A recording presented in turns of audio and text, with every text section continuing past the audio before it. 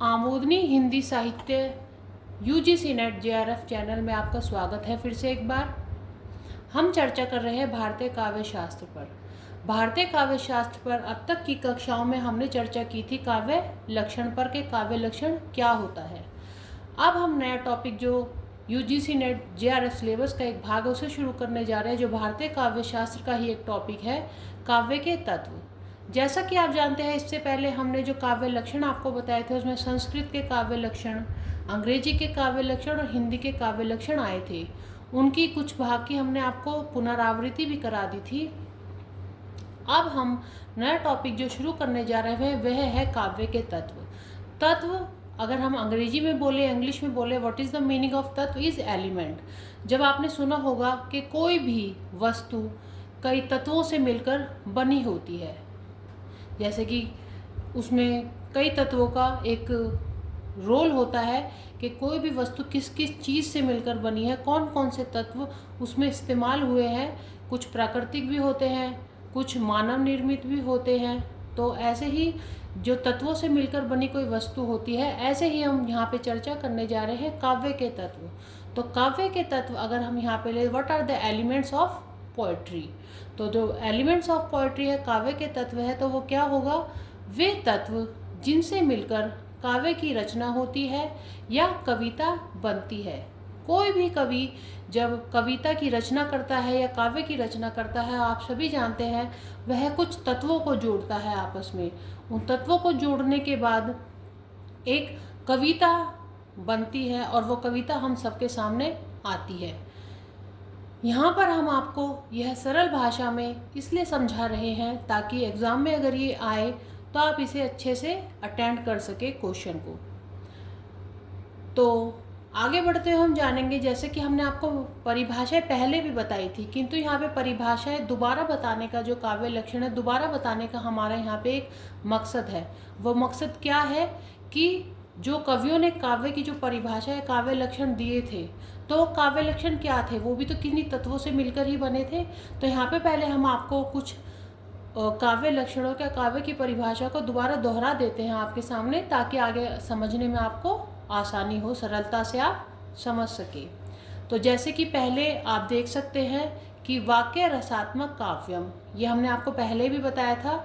परिभाषा इनके कौन कौन से विद्वान थे, किस किस विद्वान ने कौन कौन सी परिभाषा दी थी, हम आपको पहले बता चुके हैं। आप चाहे तो दोबारा वीडियोस पे वापस जा सकते हैं और देख सकते हैं। आपकी रिवीजन के लिए भी ये सही रहेगा।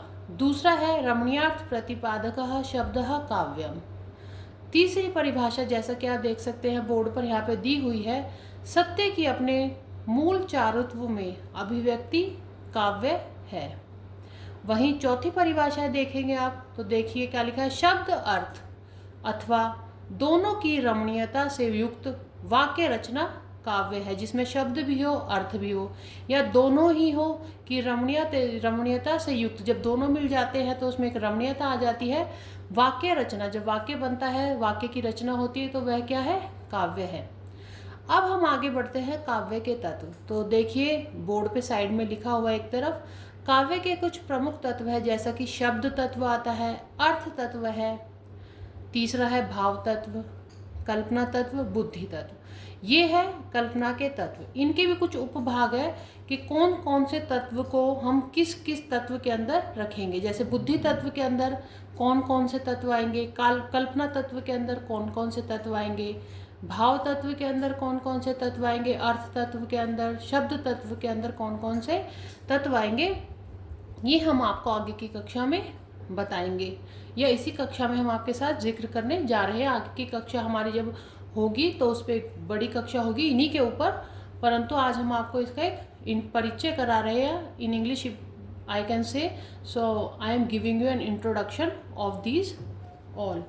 सो काव्य के तत्व और जो ये परिभाषाएं हैं, इनके कौन कौन से विद्वान थे, किस किस विद्वान ने परिभाषाएं दी थी, ये आप पीछे की हमारी वीडियोस में you can go and check easily. So now I am going to start this. So प्रथम तीन परिभाषाओं पर विचार करने से वाक्य या शब्द, अर्थ, रमणीयता, रसात्मकता, गुण, अलंकार ये काव्य के तत्व प्रकट होते हैं।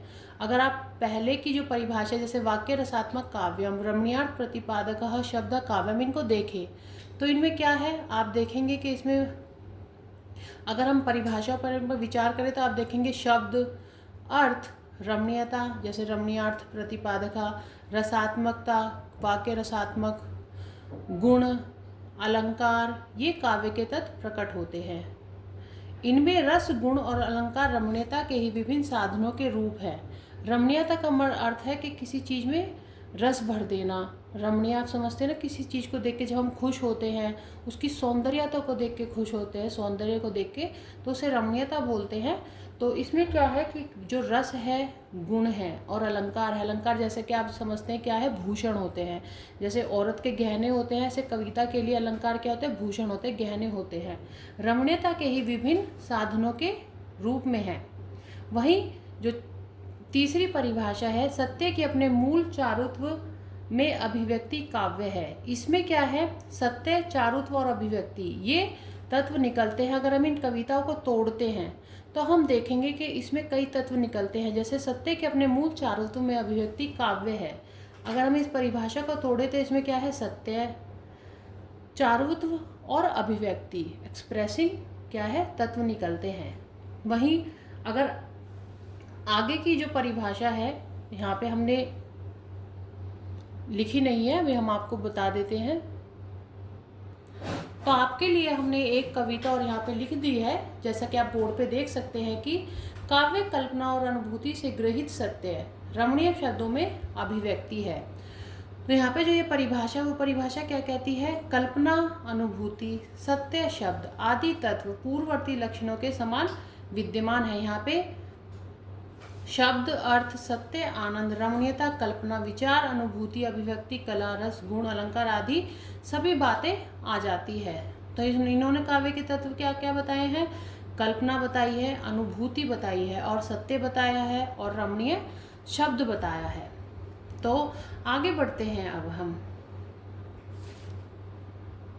और अगर इन सभी परिभाषाओं का हम परीक्षण करें तो हम यहाँ पे पाएंगे, क्या पाएंगे कि देखते हैं हम यहाँ पे क्या देखते हैं कि शब्द, अर्थ, अभिव्यक्ति ये तीनों भाषा के तत्व हैं। रस, आनंद, अनुभूति, रमणीयता आदि भाव तत्व के अंतर्गत आते हैं। हमने आपको बताया था कि इसमें जो ये सारी परिभाषाएं हैं, इनमें से हम जब शब्दों को अलग अलग करेंगे तो जैसे कि हमने आपको पहले बताया था कि जो शब्द तत्व है, अर्थ तत्व है, भाव तत्व है, कल्पना तत्व है, बुद्धि तत्व है, जो प्रमुख तत्व है कल्पना के, which are the main elements of the poetry, इसमें हम अलग अलग शब्दों को डालेंगे, तत्वों को डालेंगे, जिससे कि उनका एक ग्रुप बन जाए कि भाव तत्व में कौन कौन से आएंगे, अर्थ तत्व में कौन कौन से आएंगे, बुद्धि तत्व में कौन कौन आएंगे। तो यहाँ पे हम आपको एक बता देते हैं कि जैसे शब्द, अर्थ, अभिव्यक्ति ये तीनों भाषा के तत्व हैं।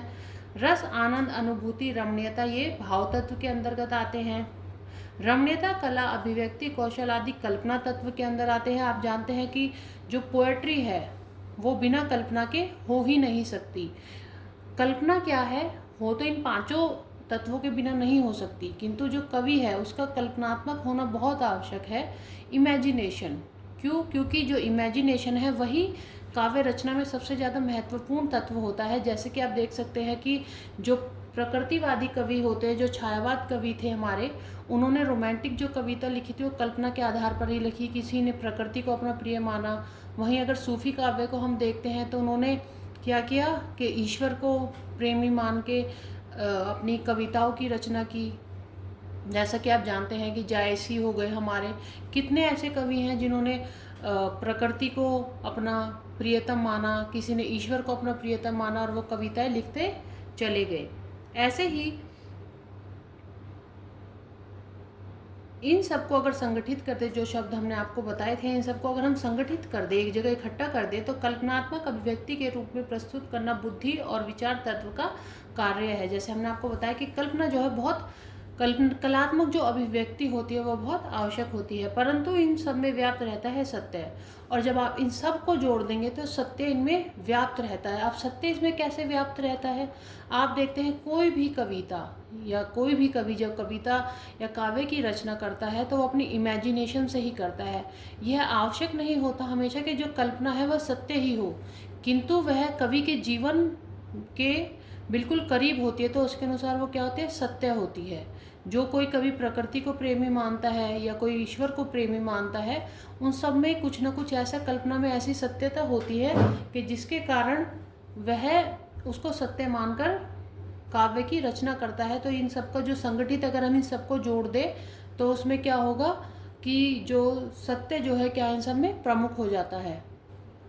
तो हम क्या कहेंगे यहाँ पर कि ऐसी दशा में हमें क्या स्वीकार करना चाहिए कि जो काव्य है उसमें क्या होता है, हमेशा सत्य की अभिव्यक्ति हो। पर यह भी आवश्यक नहीं जो कवि के लिए सत्य हो हमारे लिए भी सत्य हो, क्योंकि as a individual we all know that we all have different, हमारा सोचने का जो तरीका होता है वो अलग होता है। तो ज़रूरी नहीं कि हर कवि के, जो कवि जो लिख रहा है वो हमारे लिए सत्य हो, जो हम सोच रहे हैं वो कवि के लिए सत्य हो, ऐसा भी आवश्यक नहीं होता। तो असत्य की नहीं, तो कवि के अनुसार वह सत्य होता है, किंतु हमारे लिए वो सत्य है या नहीं यह है हमारे ऊपर डिपेंड करता है, how we taking that seriously. So सत्य की अभिव्यक्ति करके ही काव्य खड़ा रह सकता है। और यहाँ क्या कहते हैं, जो सत्य है उसकी अभिव्यक्ति ही काव्य का प्राण तत्व है, तो उसको अपने अंदर निहित नहीं करेगा जब तक काव्य, तो वो खड़ा नहीं रह सकता। सत्य के कारण ही काव्य का अस्तित्व है और उसको ग्रहण करने की प्रेरणा हमें मिलती है। तो काव्य की आत्मा, अगर आपसे क्वेश्चन आ जाता है कि काव्य की आत्मा क्या है, तो काव्य की आत्मा यहाँ पे क्या बताई गई है, सत्य है।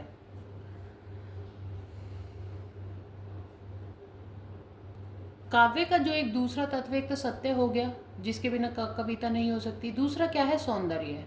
तो आप जैसे देखते हैं रस जो हम उसमें डालते हैं, अलंकार जो हम काव्य में डालते हैं, वो सब क्या कहते हैं, उसकी रमणीयता को बढ़ाते हैं, उसके सौंदर्य को बढ़ाते हैं। तो ये भी आवश्यक है कविता करने के लिए। अब ये नहीं कि हम पूरा ही जो अलंकार है, अलंकार से कविता को भर दे या रस से भर दे, उससे क्या होता है, उनका जो अभीष्ट होता है कविता को मिट जाता है, जो कवि कहना चाहता है वो अर्थ बिल्कुल समाप्त हो जाता है।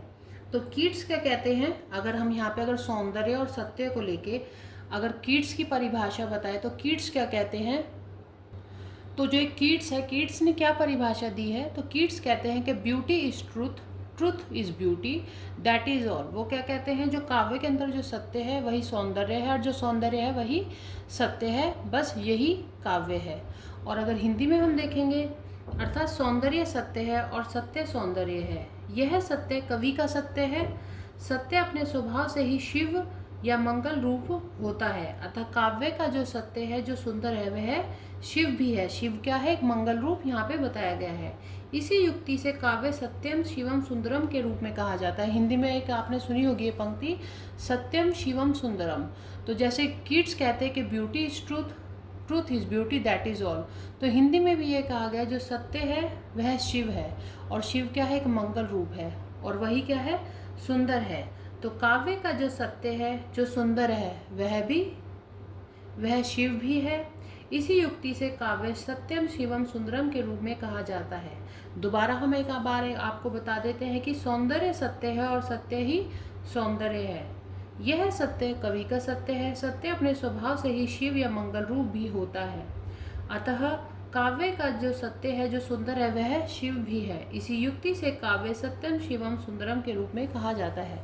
अब यहाँ पे सत्य पे इतना क्यों जोर दिया गया है, क्योंकि आपको पता है हम सभी मनुष्य जो है वह सत्य पर बहुत अधिक विश्वास करने वाले होते हैं। कभी कभी आपने देखा होगा लोग झूठ को भी सत्य बनाकर हमारे सामने प्रस्तुत करते हैं, क्योंकि सत्य जो है एक ऐसा तत्व है हमारे जीवन का जिसके बिना शायद संसार नहीं चल सकता। तो ऐसे ही कविता जो है, कविता भी बिना सत्य के नहीं चल सकती। इसलिए कोई भी परिभाषा है या कुछ भी है, सब में क्या है, कवि ने अपने अनुसार सत्य का प्रभावित किया है, सत्य को डाला ही है, ताकि हम सब जब भी उसे पढ़े, जैसे हम पढ़ेंगे वाक्य रसात्मक काव्यम, तो हमारे लिए ये परिभाषा है नहीं है केवल, हम इस पर विश्वास भी करेंगे, इसको सत्य भी मानेंगे कि हाँ वाक्य रसात्मक काव्यम कि इसमें क्या है, वाक्य क्या है, जो रस, जिसमें रस होता है वही काव्य होता है।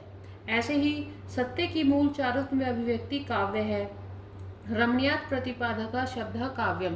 तो इसे हमने जो हमने ये परिभाषा जैसे जगन्नाथ ने दी थी, हमने इसको सत्य मान लिया, जगन्नाथ ने हमें परिभाषा दी, पर जब तक हम इस पर विश्वास नहीं करेंगे, इसको सत्य नहीं मानेंगे, तो तब तक हम कैसे विश्वास करेंगे ये जो काव्य लक्षण है सही है या गलत है।